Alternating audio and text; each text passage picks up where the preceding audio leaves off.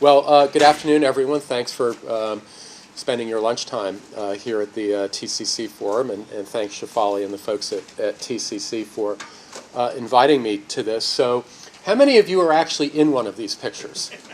I bet you some of you are, or we're out there.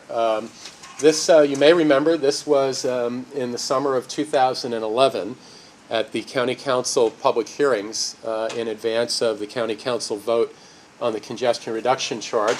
This was the very famous last hearing at the King County Courthouse, where about 1,000 people tried to get in and testify, and so many of those people were waiting very patiently outside trying to get in. And to this day, King County Council members still talk about that hearing because they'd never seen anything like it in their time as elected officials here in King County. And I think that's these two are the hearings in Burien, which was the second of the three hearings. And of course, that public participation was really, really instrumental in getting a supermajority vote by a vote of 7-2 at the County Council to adopt the congestion reduction charge, which is our 2-year kind of bridge funding to get us at least through to a period where we might get new funding tools that would have to be granted by the state. And I'll get into that during the course of my presentation. But as Shefali points out, and as the title page here indicates, we are facing our own financial cliff. We've been putting it off now for several years, all caused by the Great Recession and the lingering effects on our sales tax revenue, which is our primary funding source. And how we dig ourselves out is a topic of ongoing and pretty intense conversation at the state capitol right now. So by way of some background, and I know many of you and run across many of you, and a few of you even work for me in the room, so which is nice to see. So just some background information, but I think you're probably aware, also in the summer of 2011, the County Council adopted a new strategic plan for Metro. And that strategic plan came off of about 1.5 years of work from our Regional Transit Task Force, which was a group of some elected officials, business community, riders, community organizations to talk about how we can rethink and reset the approach that Metro should be taken to the delivery of service and then some in terms of organizationally. And for many of you who are in the know, that was somewhat code for the 40-40-20 problem that was bedeviling us for about 10 years here in King County and kind of setting Seattle against the suburbs. And it was really starting to create a problem in how we could make policy, especially in the face of cuts looming. But also eventually, we hope, in the place where we can begin to grow. That was also a monumental change because of the great work of the Regional Transit Task Force, the award-winning Regional Transit Task Force.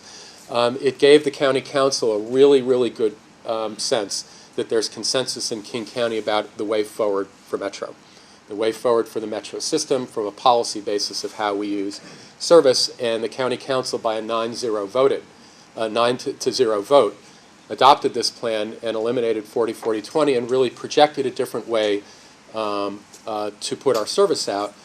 One of the hallmarks of that was our new service guidelines. New service guidelines were really the antidote to 40-40-20. How can we think about service change in a way that is transparent and objective for the public, but also is much more focused on performance than arbitrary political formulas called 40-40-20. So in fact, the new guidelines had 3 core elements to how we allocate service: performance, social equity, and geographic value. And those really are integrated fully into the strategic plan and our service guidelines. And the first big test of those service guidelines was last year. First, at the June service change, we cut about 75,000 hours of very unproductive service and reinvested it, about 25,000 hours and reinvested it in where the service would be better used to address overcrowding and service quality problems in a couple of underserved corridors. The big kahuna, of course, was the September 29th service change. So that was an enormous piece of work for us. We did tremendous amount of public outreach that started in November of 2011 and concluded with the council adoption of the changes in the spring of 2012, and then with the big change. Some 50 routes were profoundly changed, about 80 routes total. We had some change. Part of the hallmark was launching the C and D lines, which, notwithstanding some of the problems that we had in the C and the D lines, and some of you probably either experienced it or know about it, ridership is up and up a lot. I think ridership on the C line is up 33% since we launched it, which is pretty good, notwithstanding the complaints we were getting. Ridership on the D line up through Ballard is up, I believe, 9%. But this big change, the big change using the guidelines, was we were directed by the county council to do this, to reallocate at least 100,000 hours to make the system more productive. In so doing, however, we eliminated or took service away from a lot of people who used the service. They might have been the more unproductive routes, but those were people that were using the service, whether at night, commuters. We were changing the game. We were ruffling feathers. We were basically robbing Peter to pay Paul. By reallocating the service, we're just saying, look, we have a fixed amount of resources, a fixed amount of our 3.5 million hours, and the only way to make ourselves more productive and address overcrowding and service reliability problems, which affect our bus operators too, in the ability for them to make their daily trips, we had to take from other services. And I'll come back to what is sustainability for Metro. So before I get to that actual point, what we've done with the strategic plan and with those guidelines is try to say it's part of a reform approach for Metro. We talk about that a lot. Executive Constantine and the council members talk about it a lot. Reform in the sense that we've got to show the public that they're getting more value out of their sales tax dollar for the Metro Transit system by making the system itself more productive, generally measured in passengers per hour, for example. But there's a lot of other things we had to do as well to close the gap. Between 2008, second half of 2008, when our sales tax began to plummet, through 2015, we estimate the gap between our expected revenues and our expected expenditures was $1.2 billion approximately.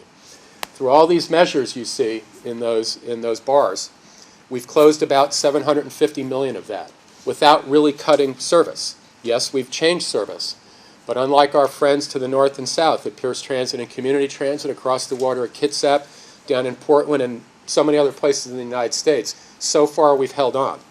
And that's a tribute to our council, to our executive, to my team, to the state legislature that ultimately, through some pretty hard votes, gave us a couple of different tools to keep us going. So very quickly, the way this chart works, it shows in various different types of ways that we close the gap. So starting with the green ongoing revenue, who didn't know we raised fares a few times? We raised fares 4 times between 2008 and 2011. Very sharp increase. Never in the history of Metro had we done that. Base fare was increased 80%. Generate a lot of money, though, to keep the service on the road. It was necessary. Otherwise, we would have started cutting service. The legislature gave the county, I think in 2009, a tool where we could create up to 0.5% property tax. And in fact, what the county ended up doing was swapping with the King County Ferry District and the fingerprinting system, so there was no net increase in property tax in the county, but we use that now for Metro. 1 penny of that actually funds our portion of the extra service on State Route 520 with the tolling. So ongoing revenue, that's a lock. That's in. The reddish, whatever that color is, some efficiencies in our bus system, some very minor reductions. The efficiencies came as a result of the King County audit. My friend, the ATU president, sitting in there, doesn't like this portion of the findings because it's affected the work life of his members, my employees, our bus operators. We've shaved off a lot of recovery time, layover and recovery time from routes. We've made the system more efficient. And frankly, that's a good thing, and it's part of the message that we've been sending back to the taxpayers and legislators that we're trying to get more bang for the tax dollars, but it's come at the expense of on-time performance, and it's come at the expense of the quality of work life for many of our employees as well. But it saved a bunch of dollars, kept service on the road. The next one, COLA efficiencies, other, eliminated about 100 staff positions over a couple-year period, non-direct service-related staff positions. We really tightened our belt without affecting service on the road. We got great participation from our labor union, the ATU, in their contract that was adopted in 2010. We made some good savings from the other white-collar employees as well. So big savings there as well, ongoing savings in this category. Service deferrals, you remember Transit Now. We implemented a fair amount of the service additions over the first 2 years after the tax vote, the Transit Now tax vote, and we continued with the Rapid Ride program. But about 60%, 55% of the Transit Now service is deferred in effect permanently. And that is part of also closing the gap, the red. And then finally, the blue, one-time actions, which is another way of saying deficit spending. We cashed in about $100 million in reserve funds that we used for, that we set aside for buying buses. We reduced our reserves by some amount. Cut our capital program, $180 million. We do not have a capital program much anymore. We have money to buy our buses. We have money to keep our facilities in a state of good repair. And we have a dwindling amount of money for some technology projects. That's about it. There ain't no more money for building things at Metro. Some of that is long-term trend as Sound Transit came on the picture, but our capital program is significantly depleted. Again, that's only a one-time savings. So through those blue bars, you get that sense of how we've been, in a sense, deficit spending. But at the end of the and finally, the congestion reduction charge, which yields $25 million a year over a 2-year period, $50 million total. The CRC expires in June next year. When that expires, boom, the gap presents itself. Our gap is about $60 million operating. That's how much we need to close on the operating side to preserve the system. That equates to about 600,000 hours of service, or 17% of the system. It's the same number we were talking about 1.5 years ago leading up to the CRC vote by council. In order to get us to a point of stability, we need that $60 million, and we need $15 million to purchase the buses to keep that service on the road, because we already cut the money for those buses out of the bus savings that I mentioned earlier. So our gap is basically $75 million just to keep the service on the road. But is that sustainable?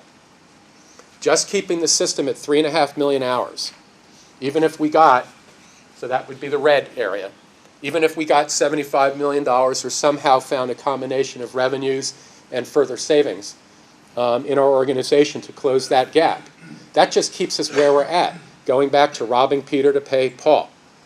So if we were only at that going forward, in the era of increasing ridership, I'll show you a chart in just a second, ridership's going back up, we're going to keep falling behind. The demand for our system is insatiable, whether it's here in Seattle, on the east side and the south end. Everybody wants more transit service. Everybody wants more transit service, at least the people we talk to in the cities. And of course, if we have a transit system that in relative terms is declining, in other words, our transit riders per capita, because we can't keep adding service to meet the demand, the region's going to slow down. Economic development can be harmed by that, because we're not managing the road capacity as efficiently as we would otherwise be able to do when we're getting a lot of people to use transit, and the people who don't want to or can't use transit are driving, and everyone has space to move around. You know, downtown Seattle, 43% of journey to work trips in downtown Seattle every day are by transit alone, and only about 1/3 of total trips in Seattle are by private automobile, which is pretty profound. I mean, there's not all that many cities in the United States that can say that. There really aren't. And that's the strength of our transit system, combined Metro, Sound Transit, and community transit, let alone some of the private services. So I would argue that sustainability is actually getting at least into the yellow. The yellow band is our service guidelines. Our service guidelines would suggest that there are a number of underserved corridors in the county. And if we had the money right now, we could add about over 300,000 hours of service justified by our service guidelines for these underserved corridors throughout the county. That 310 or so thousand hours equates to another $31+ million, 31 plus whatever we'd need to buy buses. So that's, the yellow band represents what I view as sustainability, frankly, the ability to just keep up. So 75 million, 30+ million. It's over $100 million that we're really short to keep it going. Finally, the blue slice of this chart is if we were on a path consistent with the Puget Sound Regional Council's 2040 transportation plan, which suggests that transit in the central Puget Sound region needs to grow its trip capacity by about 90% by 2040, we'd be on that path. So we have a long way to go to keep up with what the experts would suggest is a sustainable future for King County.